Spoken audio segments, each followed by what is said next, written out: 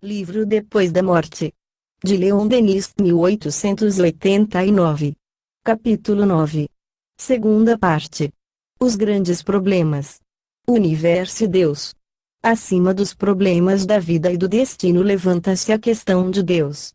Se estudamos as leis da natureza, se procuramos o princípio das verdades morais que a consciência nos revela, se pesquisamos a beleza ideal em que se inspiram todas as artes, em toda parte sempre, acima e no fundo de tudo, encontramos a ideia de um ser superior, de um ser necessário e perfeito, fonte eterna do bem, do belo e do verdadeiro, em que se identificam a lei, a justiça e a suprema razão.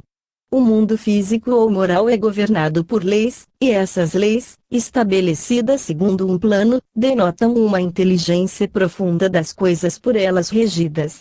Não procedem de uma causa cega, o caos e o acaso não saberiam produzir a ordem e a harmonia. Também não emanam dos homens, pois que, seres passageiros, limitados no tempo e no espaço, não poderiam criar leis permanentes e universais. Para explicá-las logicamente, cumpre remontar ao ser gerador de todas as coisas. Não se poderia conceber a inteligência sem personificá-la em um ser, mas esse ser não vem adaptar-se à cadeia dos seres. É o pai de todos e a própria origem da vida.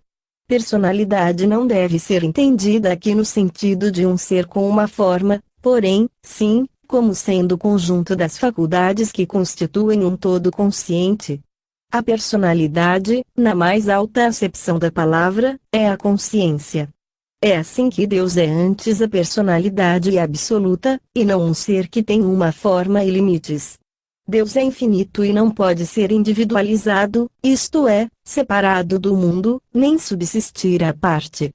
Quanto a não se cogitar do estudo da causa primária, como inútil e incognoscível, conforme a expressão dos positivistas, perguntaremos se a um espírito sério é realmente possível comprazer-se na ignorância das leis que regulam as condições da sua existência.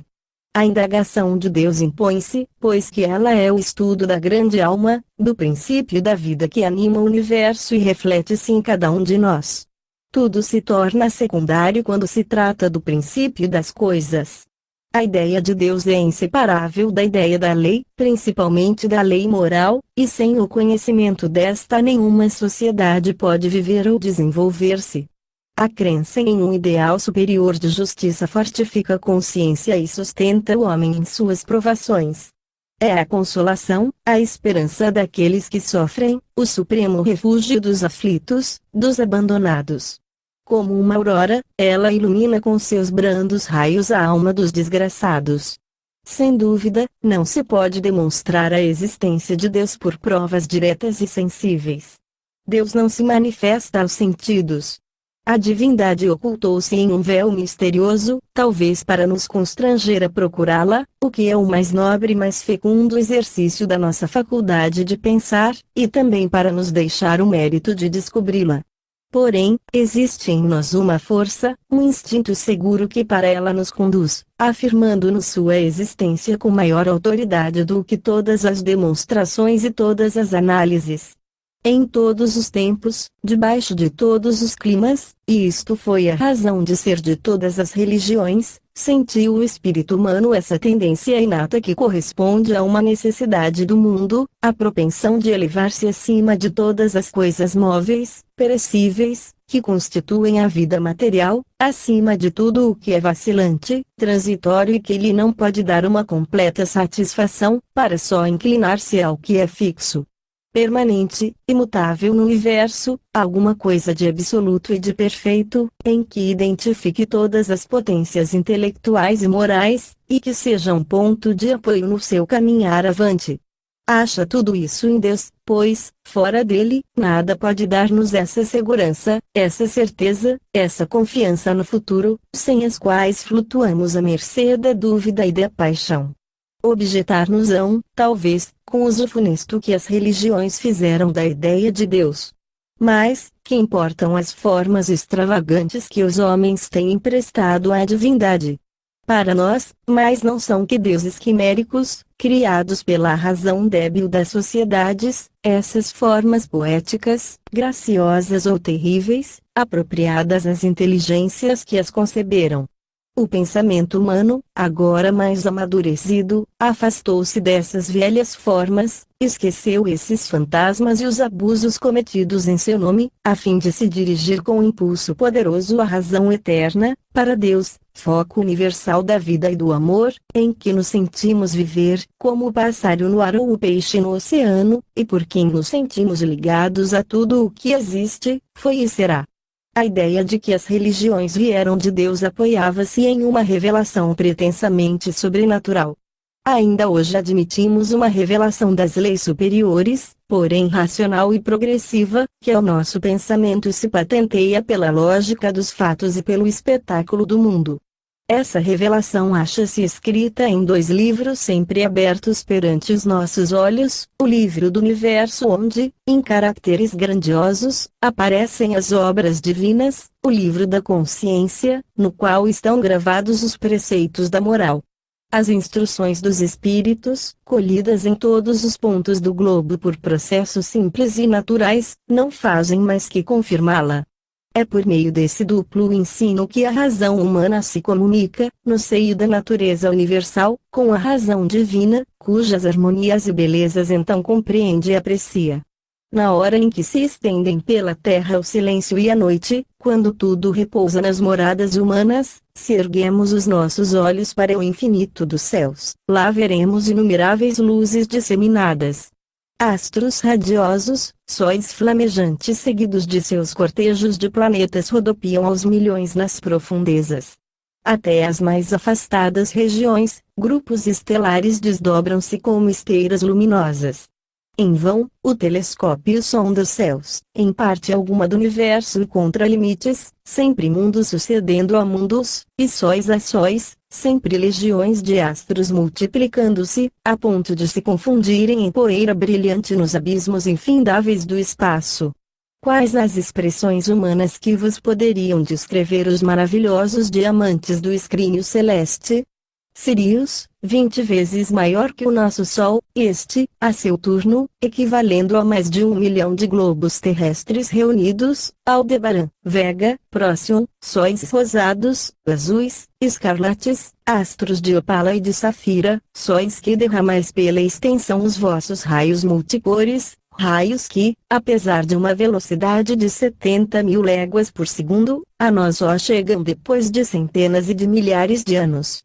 E vós, nebulosas longínquas, que produzis sóis, universos em formação, cintilantes estrelas, apenas perceptíveis, que sois focos gigantescos de calor, luz, eletricidade e vida, mundos brilhantes, esferas imensas, e vós, povos inumeráveis, raças, humanidades siderais que os habitais. Nossa fraca voz tenta, em vão, proclamar a vossa majestade, o vosso esplendor, impotente, ela se cala, enquanto nosso olhar fascinado contempla o desfilar dos astros. Mas, quando esse olhar abandona os vertiginosos espaços para repousar sobre os mundos vizinhos da Terra, sobre as esferas filhas do Sol, que, como a nossa, gravitam em torno do foco comum, que se observa em sua superfície. Continentes e mares, montes e bancos de gelo acumulados em redor dos polos. Observamos que esses mundos possuem ar, água, calor, luz, estações, climas, dias, noites, em uma palavra, todas as condições da vida terrestre que nos permitem presumir neles a morada de outras famílias humanas, crer que são habitados, o têm sido, ou o serão em algum dia. Tudo isto, astros resplandecentes, centros de sistemas, planetas secundários, satélites, cometas vagabundos, está suspenso no espaço, agita-se, afasta-se, percorre órbitas determinadas e é levado em rapidez espantosa através das regiões infinitas da imensidade. Por toda parte, o movimento, a atividade e a vida manifestam-se no espetáculo do universo, povoado de mundos inumeráveis, rolando sem repouso na profundeza dos céus. Uma lei regula essa circulação formidável, a lei universal da gravitação. só por si, sustém e faz mover os corpos celestes, ela, só, dirige em torno dos sóis luminosos os planetas obedientes. E essa lei rege tudo na natureza, desde o átomo até o astro. A mesma força que, sob o nome de atração, retém os mundos em suas órbitas, também, sob o de coesão, grupa as moléculas e preside a formação dos corpos químicos. Se, depois desse rápido olhar lançado sobre os céus, compararmos a Terra em que habitamos aos poderosos sóis que se balançam no éter, esta, ao pé deles, apenas nos aparecerá como um grão de areia, como um átomo flutuando no infinito. A Terra é um dos menores astros do céu. Entretanto, que harmonia em sua forma, que variedade em seus ornatos! Vede seus continentes recortados, suas penínsulas esguias engrinaldadas de ilhas, vede seus mares imponentes, seus lagos, suas florestas e seus vegetais, desde o cedro que coroa o cimo das montanhas até a humilde florzinha oculta na verdura, enumerai os seres vivos que a povoam, aves, insetos e plantas, e reconhecereis que cada uma destas coisas é uma obra admirável, uma maravilha de arte e de precisão. E o corpo humano não é um laboratório vivo, um instrumento cujo mecanismo chega à perfeição? Estudemos nele a circulação do sangue, esse conjunto de válvulas semelhantes às de uma máquina a vapor. Examinemos a estrutura dos olhos, esse aparelho tão complicado que excede tudo o que a indústria do homem pode sonhar, a construção dos ouvidos, tão admiravelmente dispostos para recolher as ondas sonoras, o cérebro, cujas circunvoluções internas se assemelham ao desabrochamento de uma flor. Consideremos tudo isso, depois, deixando o mundo visível, desçamos mais baixo na escala dos seres, penetremos nesses abismos da vida que o microscópio revela-nos, observemos esse formigar de raças e de espécies que confundem o pensamento. Cada gota d'água, cada grão de poeira é um mundo no qual os infinitamente pequenos são governados por leis tão exatas quanto as dos gigantes do espaço. Milhões de infusórios agitam-se nas gotas do nosso sangue, nas células dos corpos organizados. A asa da mosca e o menor átomo de matéria são povoados por legiões de parasitas, e todos esses animálculos são providos de aparelhos de movimento, de sistemas nervosos e de órgãos de sensibilidade que os fazem seres completos, armados para a luta e para as necessidades da existência. Até no seio do oceano, nas profundezas de 8.000 metros, vivem seres delicados, débeis, fosforescentes, que fabricam luz e têm olhos para vê-la. Assim, em todos os meios imagináveis, uma fecundidade ilimitada preside a formação dos seres. A natureza está em geração perpétua. Assim como a espiga se acha em germe no grão, o carvalho na bolota, a rosa em seu botão, assim também a gênese dos mundos elabora-se na profundeza dos céus estrelados. Por toda parte a vida engendra a vida. De degrau em degrau, de espécies em espécies, num encadeamento, ela eleva-se dos organismos mais simples, os mais elementares, até ao ser pensante e consciente, em uma palavra, até ao homem. Uma poderosa unidade rege o mundo. Uma só substância, o éter ou fluido universal, constitui em suas transformações infinitas a inumerável variedade dos corpos. Esse elemento vibra sob a ação das forças cósmicas. Conforme a velocidade e o número dessas vibrações, assim se produz o calor, a luz, a eletricidade ou o fluido magnético. Condensem-se tais vibrações e logo os corpos aparecerão. E todas essas formas se ligam, todas essas forças se equilibram, consorciam-se em perpétuas trocas, numa estreita solidariedade. Do mineral à planta, da planta ao animal e ao homem, do homem aos seres superiores, a apuração da matéria, a ascensão da força e do pensamento produzem-se em ritmo harmonioso. Uma lei soberana regula num plano uniforme as manifestações da vida, enquanto um laço invisível une todos os universos e todas as almas. Do trabalho dos seres e das coisas depreende-se uma aspiração para o infinito, para o perfeito.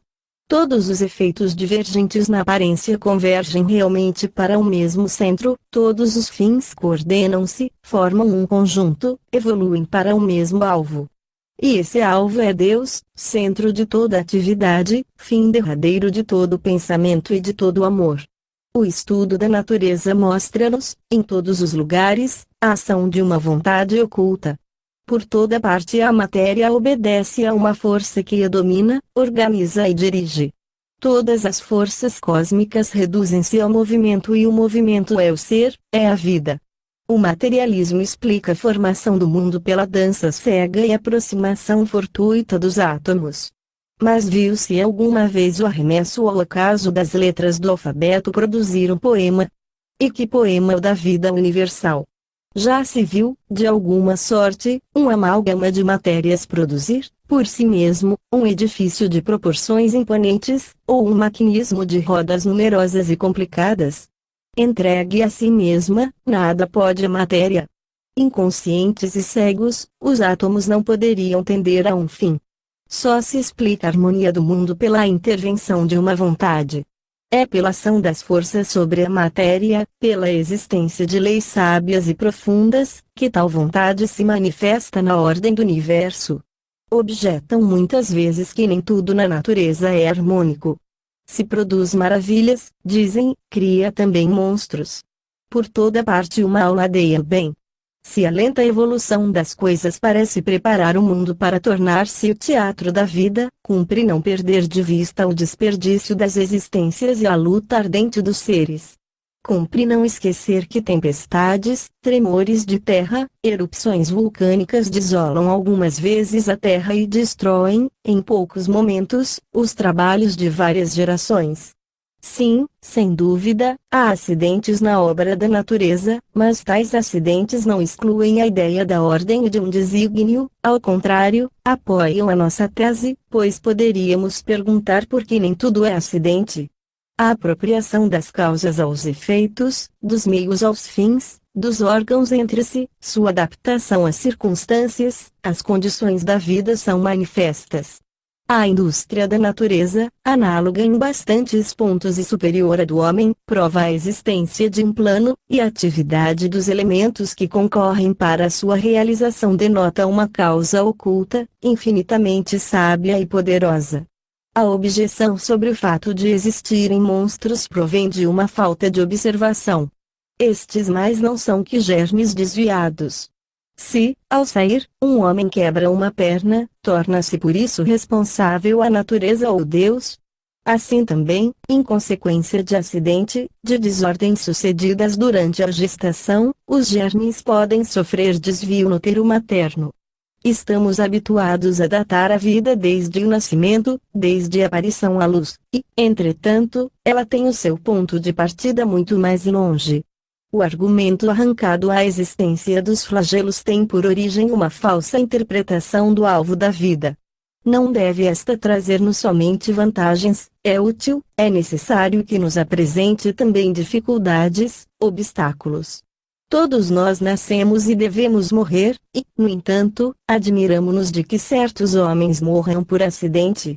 Seres passageiros neste mundo, de onde nada levamos para além, lamentamo-nos pela perda de bens materiais, de bens que, por si só, se teriam perdido em virtude das leis naturais.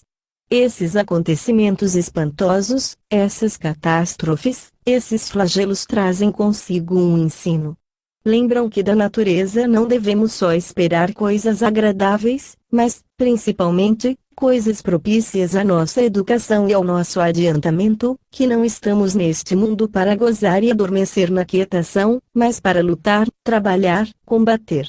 Demonstram que o homem não foi feito unicamente para a terra, que deve olhar mais alto, dar-se às coisas materiais em justos termos e refletir que seu ser não se destrói com a morte.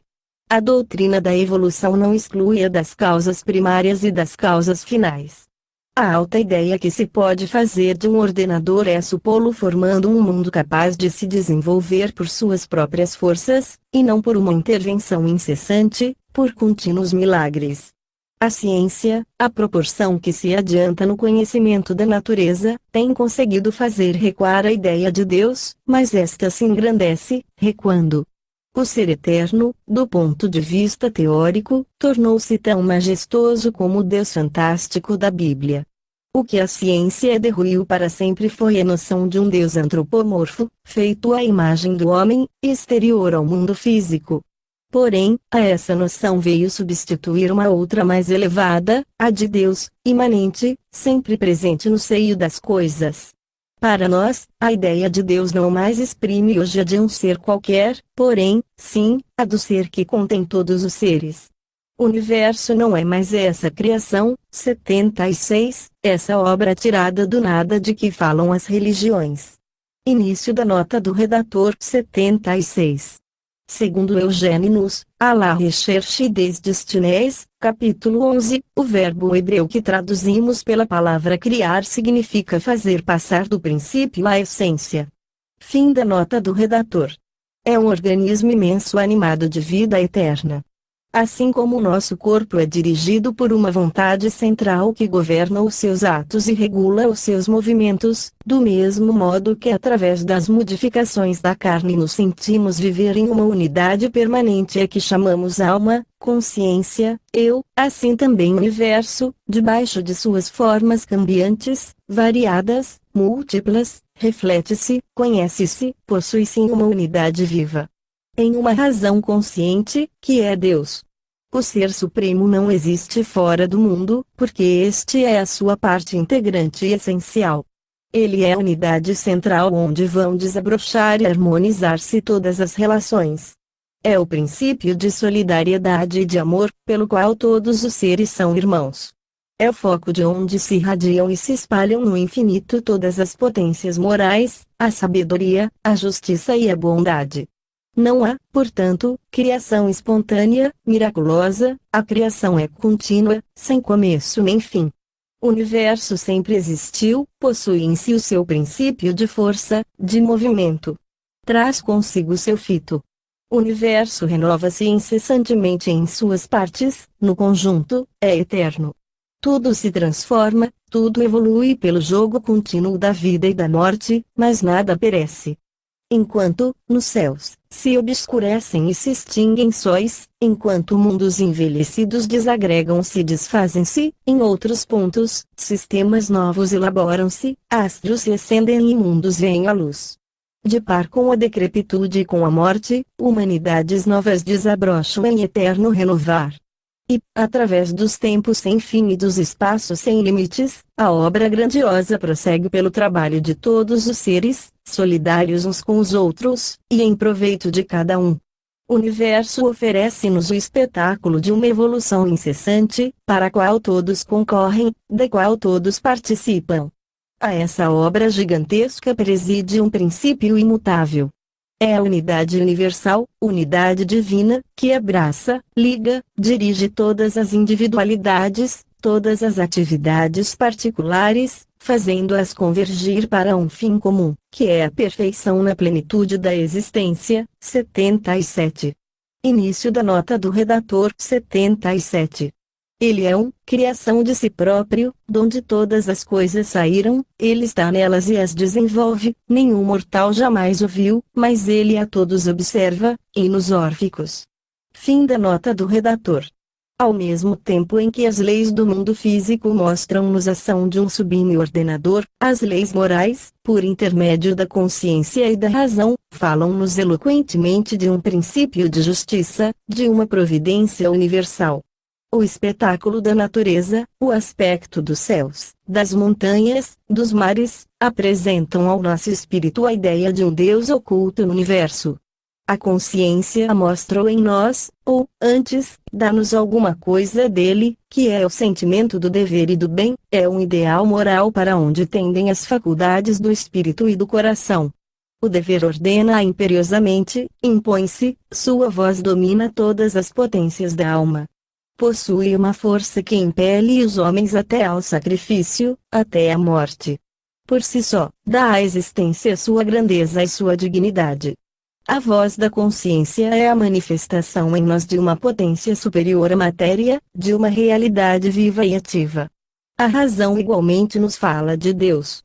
Os sentidos fazem-nos conhecer o mundo material, o mundo dos efeitos, a razão revela-nos o mundo das causas.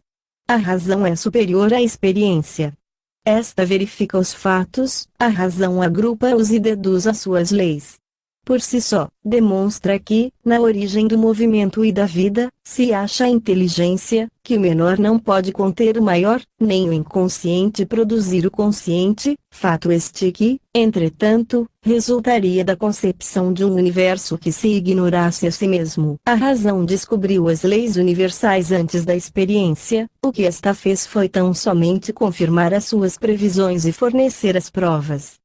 Porém, há graus na razão, ela não é igualmente desenvolvida em todos os homens. Daí a desproporção e a variedade de opiniões. Se o homem soubesse recolher-se e estudar a si próprio, se sua alma desviasse toda a sombra que as paixões acumulam, se, rasgando o espesso véu em que o envolvem os preconceitos, a ignorância, os sofismas, descesse ao fundo da sua consciência e da sua razão, acharia aí o princípio de uma vida interior oposta inteiramente à vida externa. Poderia, então, entrar em relação com a natureza inteira, com o universo e Deus, e essa vida lhe daria um antegozo daquela que lhe reservam o futuro de além-túmulo e os mundos superiores. Aí também está o registro misterioso em que todos os seus atos, bons ou maus, ficam inscritos, em que todos os fatos de sua vida se gravam em caracteres indeléveis, para reaparecerem à hora da morte, como brilhante clarão. Algumas vezes, uma voz poderosa, um canto grave e severo ergue-se dessas profundezas do ser, retumba no meio das ocupações frívolas e dos cuidados da nossa vida, a fim de chamar-nos ao dever. Infeliz daquele que recusa ouvi-la. Chegará o tempo em que o remorso ardente lhe ensinará que não se repelem impunemente as advertências da consciência. Sim, há em cada um de nós fontes ocultas de onde podem brotar ondas de vida e de amor, virtudes, potências inumeráveis. É nesse santuário íntimo que cumpre procurar Deus. Deus está em nós, ou, pelo menos, há em nós um reflexo dele. Ora, o que não existe não poderia ser refletido. As almas refletem Deus como as gotas do orvalho da manhã refletem os fogos do sol, cada qual segundo o seu brilho e grau de pureza.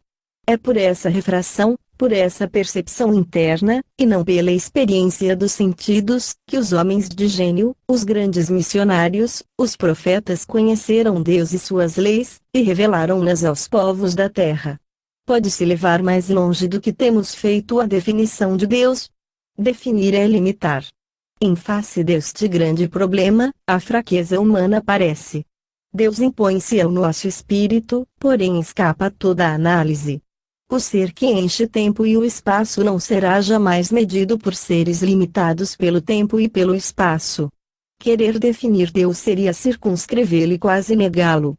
As causas secundárias da vida se explicam, mas a causa primária permanece inacessível em sua imensidade. Só chegaremos a compreendê-la depois de termos atravessado a morte bastantes vezes. Para resumir, tanto quanto podemos, tudo o que pensamos referente a Deus, diremos que Ele é a vida, a razão, a consciência em sua plenitude. É a causa eternamente operante de tudo o que existe. É a comunhão universal onde cada ser vai sorver a existência, a fim de, em seguida, concorrer, na medida de suas faculdades crescentes e de sua elevação, para a harmonia do conjunto. Eis-nos bem longe do Deus das religiões, do Deus forte e cioso que se cerca de coriscos, reclama vítimas sangrentas e pune os réprobos por toda a eternidade. Os deuses antropomórficos passaram.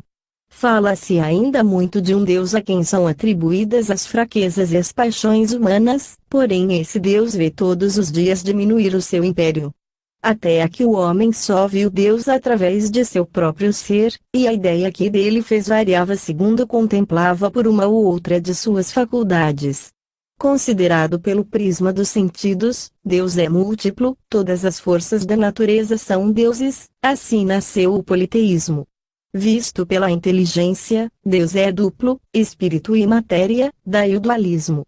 A razão esclarecida ele aparece triplo, alma, espírito e corpo. Esta concepção deu nascimento às religiões trinitárias dende ao cristianismo. percebido pela vontade, faculdade soberana que resume todas as outras, compreendido pela intuição íntima, que é uma propriedade adquirida lentamente, assim como todas as faculdades do gênio. Deus é uno e absoluto. Nele se ligam os três princípios constitutivos do universo para formarem uma unidade viva. Assim se explica a diversidade das religiões e dos sistemas, tanto mais elevados quanto têm sido concebidos por espíritos mais puros e mais esclarecidos. Quando se consideram as coisas por cima, as oposições de ideias, as religiões e os fatos históricos se explicam e se reconciliam numa síntese superior. A ideia de Deus, debaixo das formas diversas em que o tem revestido, evolve entre dois escolhos nos quais esbarraram numerosos sistemas. Um é o panteísmo, que conclui pela absorção final dos seres no grande todo. Outro é a noção do infinito, que do homem afasta Deus, e por tal sorte que até parece suprimir toda a relação entre ambos. A noção do infinito foi combatida por certos filósofos. Embora incompreensível, não se poderia abandoná-la, porque reaparece em todas as coisas. Por exemplo, que há de mais sólido do que o edifício das ciências exatas? O número é a sua base. Sem o número não há matemáticas. Ora, é impossível, decorressem mesmo séculos, encontrar o número que exprima a infinidade dos números cuja existência o pensamento nos demonstra. O número é infinito, o mesmo sucede com o tempo e com o espaço. Além dos limites do mundo invisível, o pensamento procura outros limites que incessantemente se furtam à sua apreensão. Uma só filosofia parece ter evitado esse duplo escolho e conseguido aliar princípios opostos na aparência. É a dos druidas gauleses. Assim se exprimiam na tríade 48, 78. Início da nota do redator 78. Triades Bardiques, por Sifrashbeurdin Spridaume. Fim da nota do redator. Três necessidades de Deus: ser infinito em si mesmo, ser finito para com o finito, e estar em relação com cada estado das existências no círculo dos mundos. Assim, conforme este ensino, ao mesmo tempo simples e racional, o ser infinito e absoluto, por si próprio, faz-se relativo e finito com as suas criaturas, desvendando-se sem cessar sob aspectos novos, na medida do adiantamento e elevação das almas. Deus está em relação com todos os seres. Penetra-os com o seu espírito, abraça-os com o seu amor, para uni-los em um laço comum e assim auxiliá-los a realizar seus intentos nobres. Sua revelação, ou, antes, a educação que ele dá às humanidades faz-se gradual e progressivamente pelo ministério dos grandes espíritos. A intervenção providencial está registrada na história por aparições em tempos prescritos, no seio dessas humanidades, pelas manifestações de almas eleitas, encarregadas de introduzirem nelas as inovações, as descobertas que acelerarão seus progressos, ou de ensinar os princípios de ordem moral necessários à regeneração das sociedades. O druidismo, em vez da teoria da absorção final dos seres em Deus, tinha do seu Gante, círculo superior que encerrava todos os outros, morada exclusiva do ser divino. A evolução e o progresso das almas, prosseguindo infinitamente, não podiam ter fim. Voltemos ao problema do mal, de que só incidentemente tratamos, e que a tantos pensadores tem preocupado. Por que Deus, causa primária de tudo, quanto existe, perguntam os cépticos, permite que no universo subsista o mal? Vimos que o mal físico, ou o que é considerado tal, em realidade não é mais que uma ordem de fenômenos naturais. O caráter maléfico destes ficou explicado desde que foi conhecida a verdadeira origem das coisas. A erupção de um vulcão não é mais extraordinária que a ebulição de um vaso cheio d'água. O raio que derriba edifícios e árvores é da mesma natureza que a centelha elétrica, veículo do nosso pensamento. Outro tanto sucede com qualquer fenômeno violento. Resta a dor física. Mas sabe-se que ela é a consequência da sensibilidade, e isso é já um magnífico conhecimento conquistado pelo ser depois de longos períodos que passou nas formas inferiores da vida. A dor é uma advertência necessária, um estimulante à vontade do homem, pois nos obriga a concentrarmos para refletir e força-nos a domar as paixões. A dor é o caminho do aperfeiçoamento. Porém, o mal moral, dirão, o vício, o crime, a ignorância, a vitória do mal e o infortúnio do justo, como explicá-los? Primeiramente, em que ponto de vista se coloca quem pretende julgar estas coisas? Se o homem não vê senão uma partícula do mundo em que habita, se só considera sua curta passagem pela terra, como poderá conhecer a ordem eterna e universal? Para avaliar o bem e o mal, o verdadeiro e o falso, o justo e o injusto, cumpre nos elevarmos acima dos estreitos limites da vida atual e considerar o conjunto dos nossos destinos. Então o mal aparece tal como é, como um estado transitório inerente ao nosso mundo, como uma das fases inferiores da evolução dos seres para o bem. Não é em nosso mundo nem em nossa época que se deve procurar o ideal perfeito, mas na imensidade dos mundos e na eternidade dos tempos. Entretanto, se seguirmos o aperfeiçoamento contínuo das condições vitais do planeta, a lenta evolução das espécies e das raças através das idades, se considerarmos o homem dos tempos pré-históricos, o antropóide das cavernas, com instintos ferozes, e as condições de sua vida miserável, e se compararmos depois esse ponto de partida com os resultados obtidos pela civilização atual, veremos claramente a tendência constante dos seres e das coisas para um ideal de perfeição. A própria evidência, mostrando-nos que a vida sempre se melhora, se transforma e se enriquece, que o montante do bem aumenta sem cessar e que o dos males diminui, obriga-nos a reconhecer esse encaminhamento gradual das humanidades para o melhor. Mesmo pondo em linha de conta os tempos de parada e, algumas vezes, até os retrocessos nesse grande movimento, ninguém deve esquecer que o homem é livre e pode dirigir-se à vontade num sentido ou em outro, não sendo possível o seu aperfeiçoamento senão quando a vontade está de acordo com a lei. O mal, oposição à lei divina, não pode ser obra de Deus, é, portanto, obra do homem, a consequência da sua liberdade. Porém o mal, como a sombra, não tem existência real, é, antes, um efeito de contraste. As trevas se dissipam diante da luz, assim também o mal se evapora logo que o bem aparece. Em uma palavra, o mal é a ausência do bem. Diz-se algumas vezes que Deus bem poderia ter criado as almas perfeitas, para assim lhes poupar as vicissitudes e os males da vida terrestre. Sem nos ocuparmos de saber se Deus poderia formar seres semelhantes a si, responderemos que, se assim fosse, a vida e a atividade universais, a variedade, o trabalho, o progresso não mais teriam um fito e o mundo ficaria preso em sua imóvel perfeição. Ora, a magnífica evolução dos seres através dos tempos, a atividade das almas e dos mundos, elevando-se para o absoluto, não é preferível a um repouso insípido e eterno? Um bem que não se tem merecido nem conquistado será mesmo um bem. E aquele que o obtivesse sem esforço poderia ao menos apreciar o seu valor. Diante da vasta perspectiva de nossas existências, cada uma das quais é um combate para a luz, diante dessa ascensão prodigiosa do ser, elevando-se de círculos em círculos para o perfeito, o problema do mal desaparece. Sair das baixas regiões da matéria e ascender todos os degraus da imensa hierarquia dos espíritos, libertar-se do jugo das paixões e conquistar uma a uma todas as virtudes, todas as ciências, tal é o fim para o qual a providência formou as almas e dispôs os mundos, teatros predestinados a lutas e trabalhos. Acreditemos nela e bendigamo-la. Acreditemos nessa providência generosa, que tudo fez para o nosso bem. Lembremo-nos de que, se parecem existir lacunas em sua obra, essa só provém da nossa ignorância e da insuficiência da nossa razão. Acreditemos em Deus, grande Espírito da Justiça no Universo.